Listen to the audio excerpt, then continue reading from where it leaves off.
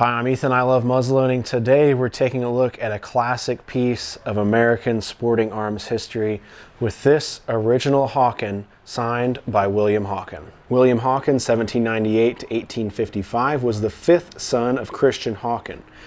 Unlike his famous brothers Jacob and Samuel, he did not move west and operated a shop in Hagerstown, Maryland, until 1840 when it was taken over by his son John, who worked as a gunsmith in Williamsport, Maryland. William Hawken's rifles remained with a more traditional American long rifle style of the East rather than the half-stock rifles that his brother famously made in St. Louis. The barrel has 7-groove rifling, a dot pattern on the muzzle, a traditional brass blade front sight, and an iron notch rear sight. The barrel is stamped on the top breech section W. Hawken, and the lock is marked J. Gulcher. So while it's not from St. Louis and from Jacob and Samuel, this is still an original Hawken rifle.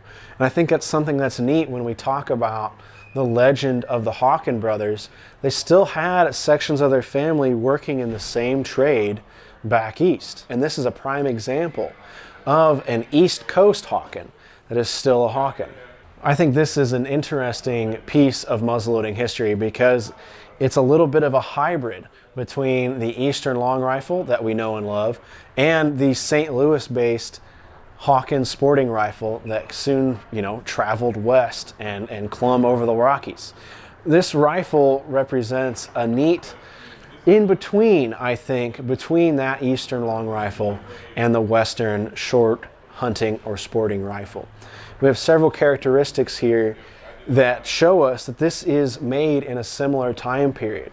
For one, we have our percussion lock, very similar in design to those used by the Hawken brothers. We don't have a half stock here, but we have very similar attachment techniques that the Hawken brothers would be using in St. Louis. You'll notice here that we have several barrel tenon or barrel wedge points where the barrel is attached to the stock, much like we know and love from the classic Hawken rifle.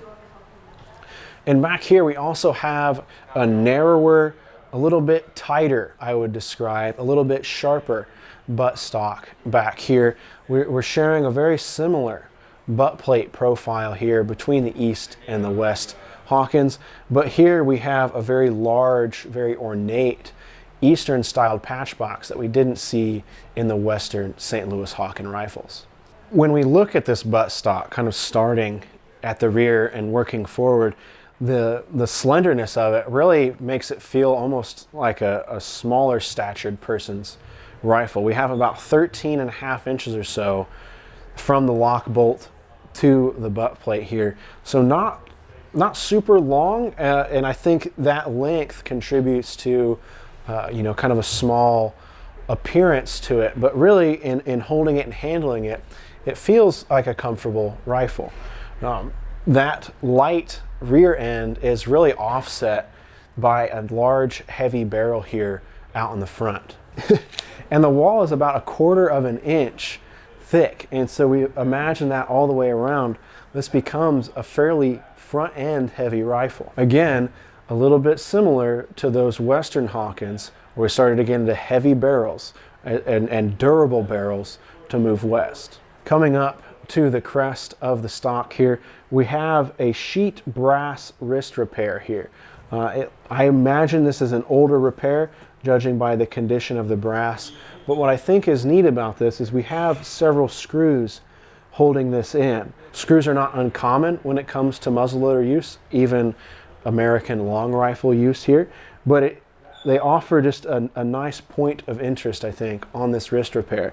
And if you're somebody out there looking to build or replicate an aged look on your muzzleloader, a wrist repair is the kind of thing that you're going to see often, and this offers, I think, a nice kind of added on appearance that you can maybe look to emulate in your own build. Flipping the rifle up here, we can see we have a long brass toe plate. It's held on by 3 screws, and here's where we have our button that releases our patch box. I'm happy to say the button still works. Our patch box launches open here, and we can see the interior of the patch box. Again, an unfinished wood surface. here on the inside of this patch box, and very rough in appearance, especially when we compare the rest of the stock of the piece. There's no oil or anything. There's just some age in here, no finish. Closing the patch box back up, we have some simple line engraving. By no means is this amazing or stellar engraving, but it represents the era that this was being built in, where there weren't as many rifles being produced as necessarily high art pieces, and it was becoming more of a utility. Like I said, we have a large, more Eastern style patch box here with some cutaway windows to reveal the grain of our wood. This is, I believe, a curly maple stock. Although it's hidden quite a bit on this patch box face side, we can see that curl as we come up here into the forestock, traveling up to the muzzle. Taking a detour here to our trigger guard, we have a very narrow, very sleek trigger guard here encasing our double set triggers.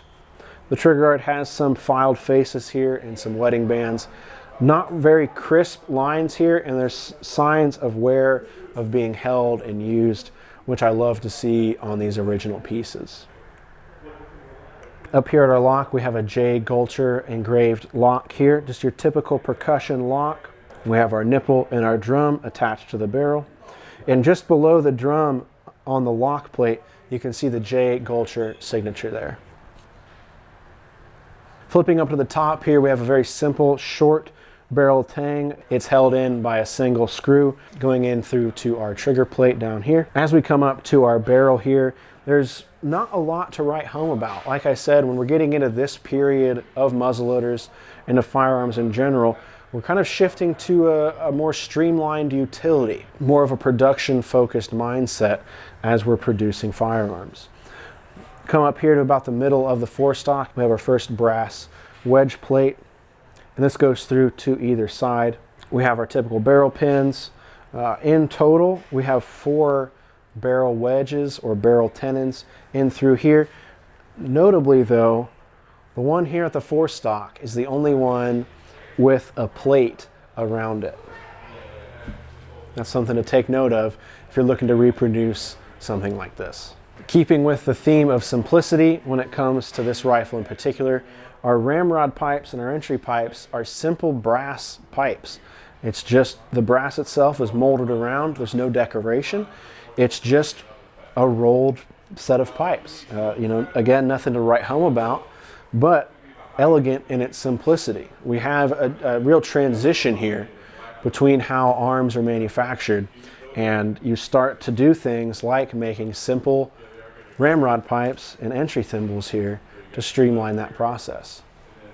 Out at the muzzle, much like the ramrod pipes that we have here, we have a simple sheet brass nose cap, and we have our wood ramrod here underneath. You'll notice that we don't actually have a side plate here. We just have a simple extension there attached to our lock bolt that goes through to hold the lock in. And we can see a little bit more of the grain and the figure of the grain here as we get away from the wrist and the buttstock area. Here we have the other side of our wrist repair. And again, just that single piece of sheet brass. This wraps around and almost engages with the trigger guard, but stops as this flat underneath face, or the toe of the stock, we'll say, kind of lines up. We have about 1/8 of an inch or so between the sheet brass and the trigger guard. Along the toe of the buttstock here, we have a simple, pretty shallow incised carving line, indicative or in memory of the American long rifle. It's a very common thing that we have styled there.